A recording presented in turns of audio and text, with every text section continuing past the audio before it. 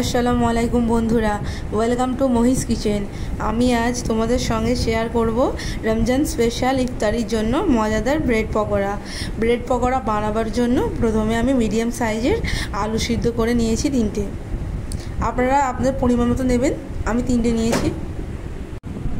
আপনারা হাতের সাহায্যে মেখে নিতে পারেন আলুটা, আমি হাত ইউজ করিনি, তো আমি ভালোভাবে আগে মেখে নিচ্ছি।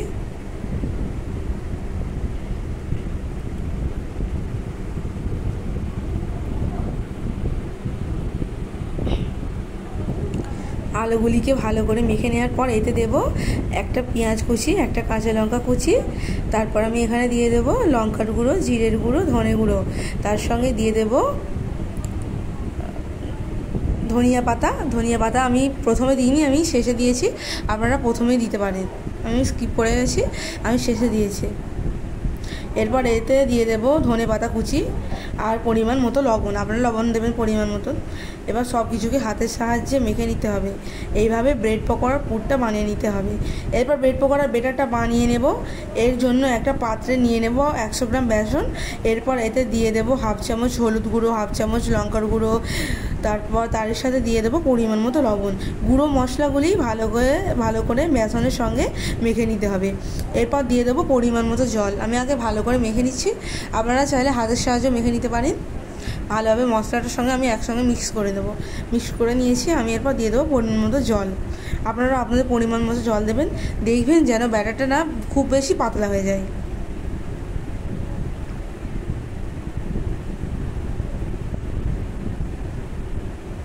জল দিয়ে ব্যাটারটিকে এমনভাবে গুলে নিতে হবে যাতে ব্যাটারটি হালকা পাতলা হয়, কিন্তু খুব বেশিও পাতলা যেন না হয়, সেভাবে সেদিকেও খেয়াল রাখতে হবে। তো আমি যেভাবে বানাচ্ছি এভাবেই করে দেবেন, দেখবেন খুবই সুস্বাদু হবে।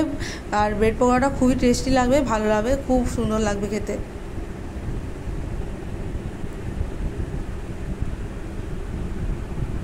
তো আমি শেষে দিয়ে দেবো ধনিয়া পাতা কুচি, আপনারা প্রথমে দিতেও পারেন, আমি শেষে দিয়ে দিচ্ছি।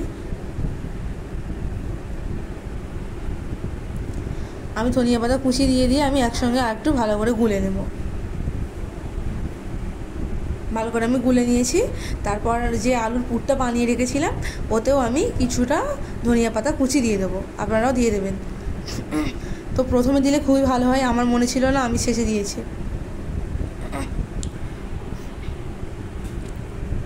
এরপর ব্রেডগুলিকে ছুরির সাহায্যে কোনাকুনি কেটে নেব।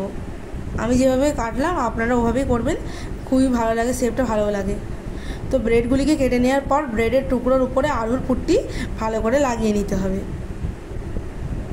আমি এভাবে কেটে নিয়ে আলুর পুরটি ভালো করে লাগিয়ে নিতে হবে। আলুর পুরটি লাগিয়ে নেওয়ার পর যে একটা টুকরো ছিল সেই টুকরোটা এর উপর দিয়ে ভালো করে চেপে দিতে হবে, যাতে করে না আলুর পুরটা না বাইরে থেকে বেরিয়ে যায়। তো আমি এগুলো এইভাবেই সবগুলো বানিয়ে নিয়েছি, তো আপনারা এভাবেই বানিয়ে দেখবেন।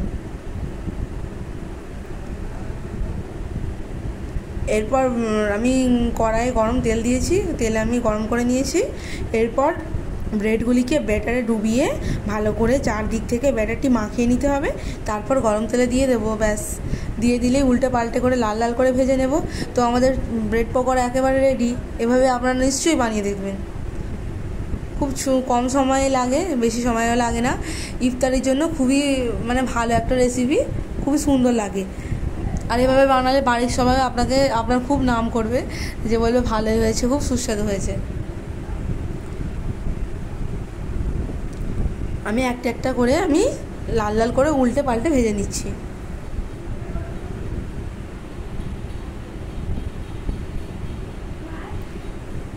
এরপর আমি আরেকটি ব্যাটারে ডুবিয়ে নিয়ে আমি আবার তেলে ছেড়ে দিলাম। তো দেখতেই পাচ্ছেন আমি এরকম করে লাল লাল করে ভেজে নিচ্ছি, যাতে দেখবেন খুব বেশি না লাল লাল হয়ে যায়, যাতে বাইরেটা পুড়ে যেতে পারে, তো খেতে ততটাও ভালো লাগে না।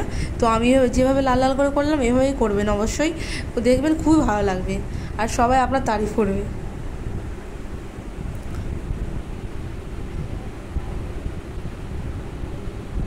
আর যদি যদি আমার রেসিপিগুলো ভালো লাগে আপনাদের, তাহলে অবশ্যই আমার চ্যানেলটা সাবস্ক্রাইব করে আমার পাশে থাকবেন, আর বেল আইকনটি বাজিয়ে দেবেন, আর লাইক আর শেয়ার করবেন। আমি এভাবে একটার পর একটা লাল লাল করে ভেজে নিচ্ছি। তো আপনাদের আমি দেখালাম এভাবেই, এরকম করে আমি খুব ছোট্ট একটা রেসিপি আপনাদের সঙ্গে শেয়ার করলাম। তো আমার রেডি একেবারে হোমমেড ব্রেড পকোড়া একেবারে রেডি। ছোট থেকে বড় সবাই খুব ভালো বাসবে খেতে, খুবই ভালো লাগবে আর খুবই নাম করবে আপনার।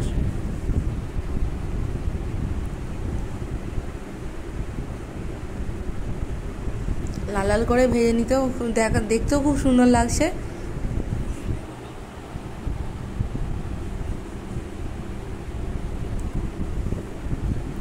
আমি এভাবেই সবগুলো ভেজে নিয়েছি। ভেজে নেওয়ার পর আপনারা এবার টমেটো সসের সঙ্গে আপনারা পরিবেশন করার জন্য একেবারে আমাদের ব্রেড পকোড়া একেবারে রেডি।